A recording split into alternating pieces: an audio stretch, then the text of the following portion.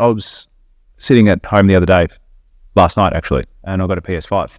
Oh, sick. Congratulations. No, I've had it for a long time, mate. Oh, I've had it for fucking... Weren't you an Xbox guy? Nah, never been an Xbox. Oh. Never been. But I was looking at it the other day, sitting there in the corner, and I haven't turned the thing on in months. Have you? I haven't used it in months. And I was looking at it, and I was thinking about playing it right in that moment. And I'm like, I couldn't think of anything, especially going off the conversation what we had about, making that mill in the next 8 months in net profit. I was thinking, what a waste of my time that would be turning that. Massive waste of your time. Like that would be sucking everything out of me now to go turn that fucking thing on. Yeah. To actually be like, I'm going to do that and achieve this. You know what I mean? Speaking of PlayStation though, have you played VR? Never. Never had the VR. Never had the VR. Man, I went to my uncle's house and his son's got one. Fucking expensive for a start. Is it? $1,000. Is it really? Yeah, for the VR set. Sick. It'd be interesting to see how good it gets in the future. You know what I mean? It's going to get pretty good. Like even with Apple, got those goggles now. Yeah, it's pretty. It's not great. I looked at the YouTube clip of those Apple headsets. I watched a full video of it. Yeah, I mean it looks pretty cool.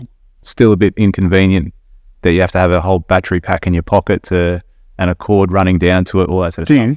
Yeah. Oh, I didn't know that. Yeah. So until it gets to that stage where it's glasses. It's literally glasses, yeah. And then you just on and it does everything you need it to do, and it's powered by the solar radiation from the sun. Here's another thing.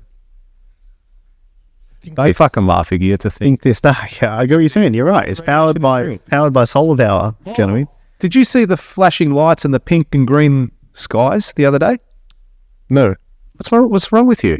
Did you see it? No, of course. No, but you haven't even heard of it. I do. Like the Aurora. Yeah. Like the Northern Lights. Apparently that happened here, City of Port Phillip. Yeah, I heard it. I was sleeping. Yeah, it was 2 nights in a row. Really, was it? Shit. That would have been pretty exciting, so I didn't see any of that. Yeah, I'm just like, I'm not going to go walk down to the beach by myself and sit there like, this is sick. Should have called me. No, but I didn't see it. But yeah, supposedly, and very cool. Maybe we're not living that up in Melbourne. No, mate, I had shit to do. I was sleeping. You think it's a game? Fuck, you think we're playing small? Going back to the Apple thing, I want to touch on that actually. So, those headphones, right? And headphones, those glasses or whatever they are. What's it called? Apple Eye. Apple head gear. You know what we're talking about. If you know glasses. Vision. Of course Iggy knows. Of course Iggy knows. He's got 3. He's wearing one now. Yeah, got 1 on him and 2 in case one breaks. Vision Pro. I can see a real use for it, man. I almost bought one. Really? Do you have one now? Do you have one? A Vision Pro? Have you used it?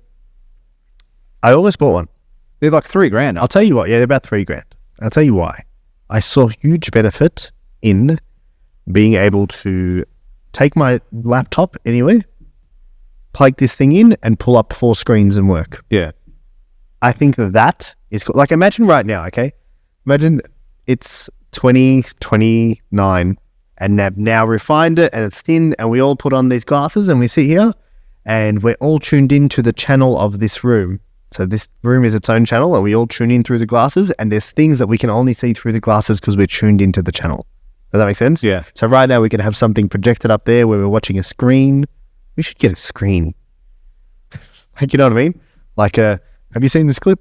No, I haven't seen this clip. Play it. No, and then it plays on the video. Yeah. Do you know what I mean? Yeah, it's so cool. GC has an interactive one too where you can stand up and actually write stuff.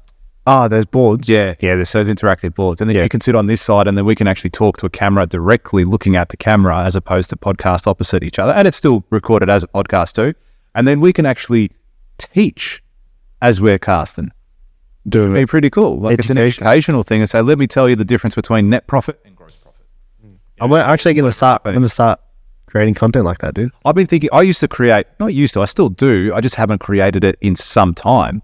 Educational pieces, like literally, hey guys, this is how I go about doing contracts. This is how I go about doing. Yeah, I've seen you do that. A client.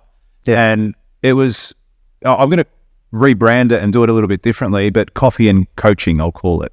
You know, where I go for coffee and answer someone's question and then do a video on it. And then if it needs to be elaborated more so, I'll do that too. Do you know what I probably haven't done it is because now that we're using the podcast clips, that also acts as educational pieces too. Well, you're sharing your knowledge. That's right, because we're talking about an element of business and life, and then that 30-second clip, that 1-minute clip of me and you talking about it is also educational. Whereas I haven't done that for a little while where I'm directly looking at the camera saying, I'm going to tell you this, this, this, and this is how you should do it. I used to get quite good engagement and still will. Some of my videos have been me just sitting behind having a coffee, saying a few things, and they do quite well. I do want to do more of it, yeah.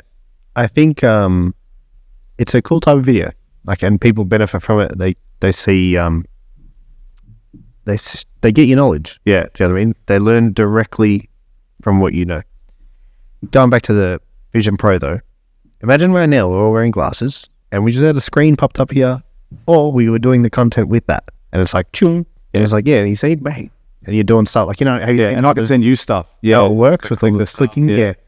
And it's like, isn't it just cool? It is. Like the fact that we could have a whole bunch of stuff up here without having it up here. Yeah. Or we could have something on my screen and say, hey, check this out, and throw it to you. Yeah. And then you go, oh, wow, cool.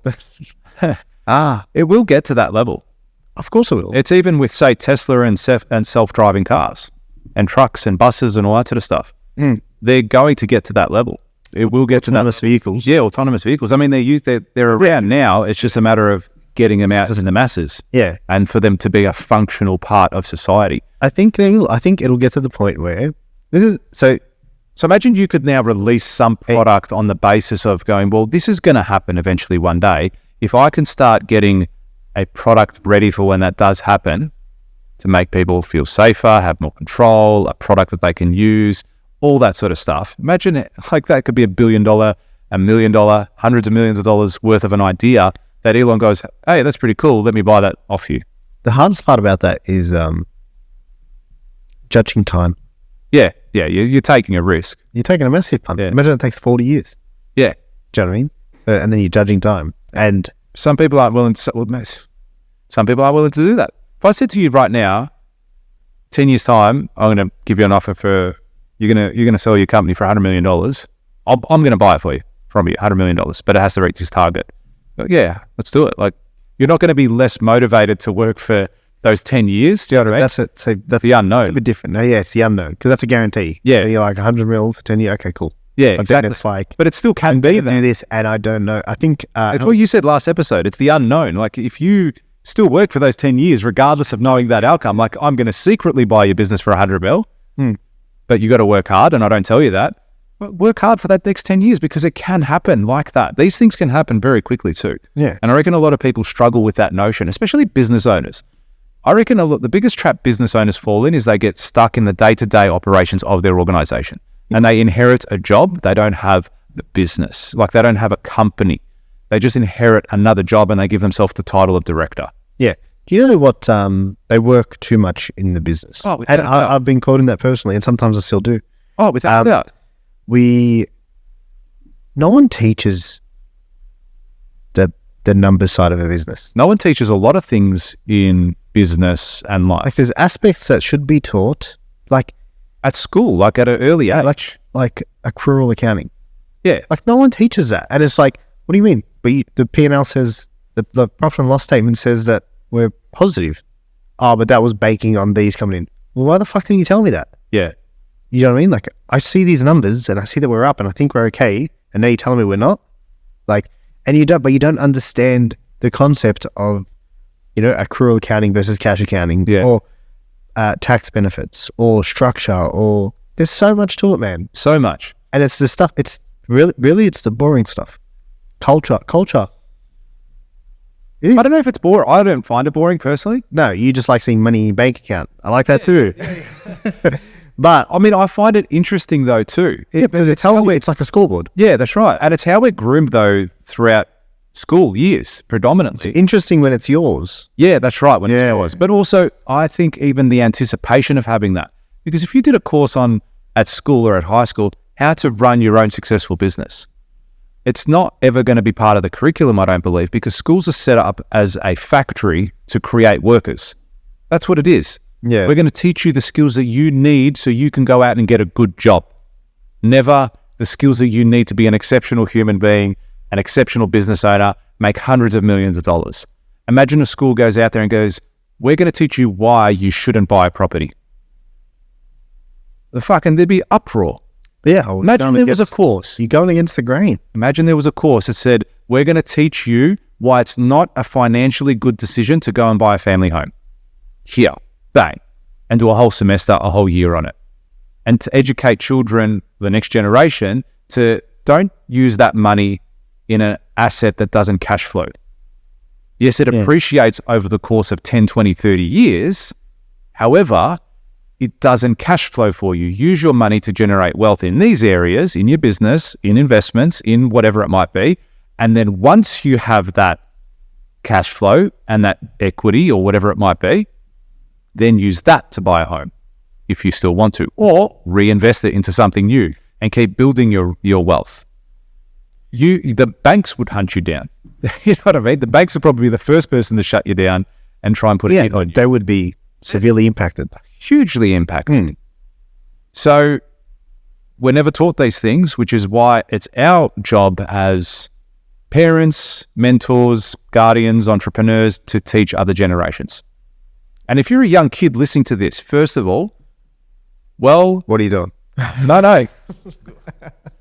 Make sure you get the note signed by your parents. And so you have to listen to this. And subscribe. And fucking tell all your friends, you little shit. When you upload a video to YouTube, they're like, is this for kids? Yeah. Yes. Absolutely, it's for kids, you little fuckers. Well done on listening to the episode. And so you should, because we're going to teach you things that if you take in at the moment, it'll benefit you in the years to come. Little things that we drop gems every single podcast, whether it's taking some small steps in bettering yourself, your career, your future, whatever it might be, your relationships. You take all these little things that we've dropped on every single episode, and I think we've given immense value in every single episode. You take something from each of those, you will become better. And unfortunately, for us in our society, they're not going to be freely taught. You have to go out and, when I say freely, they're not going to be put as part of your curriculum or given to you. You need to go out and seek. Yeah, you're not spoon-fed it. You're not going to be spoon-fed it at all. Why? Because, as I said, that's not going to serve the masses and the society structure that we have for every single person to be a multimillionaire. Because I don't think everyone can do it. No, without a doubt. I couldn't agree. But you need workers. Yeah. We couldn't. So if you like this clip and you want to watch another one, click just over here. Or if you want to watch the full episode, you can click over here. Don't forget to subscribe to the channel and thank